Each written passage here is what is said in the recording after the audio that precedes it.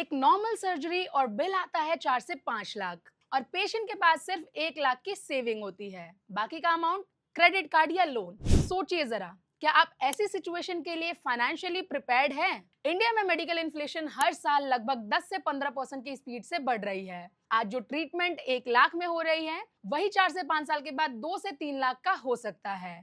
Emergency के time में hospital ये नहीं देखता कि आपकी फाइनेंशियल प्लानिंग क्या है। हॉस्पिटल सिर्फ ट्रीटमेंट देता है और बिल जनरेट करता है।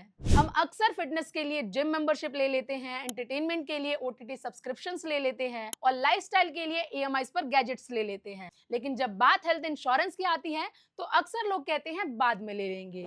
लेकिन सच तो ये है कि हॉस्पिटल कभी भी बाद में नहीं आता। मेडिकल इमरजेंसी बिना नोटिस के आ जाती है और यहाँ हेल्थ इंश्योरेंस सिर्फ हॉस्पिटलाइजेशन का बिल कवर करने तक लिमिटेड नहीं होता। ये ट्रीटमेंट से पहले और बाद के मेडिकल एक्सपेंसेस को कवर करता है, डे केयर प्रोसीजर्स का कवरेज देता है, नेटवर्क हॉस्पिटल्स में कैशलेस ट्रीटमेंट की फैसिलिटी मिलती है और साथ ही इनकम टैक्स एक्ट के सेक्शन 80D के अंडर टैक्स बेनिफिट भी मिलता है। एक अच्छी पॉलिसी आपकी हेल्थ के साथ साथ आपकी सेविंग्स को भी प्रोटेक्ट करती है।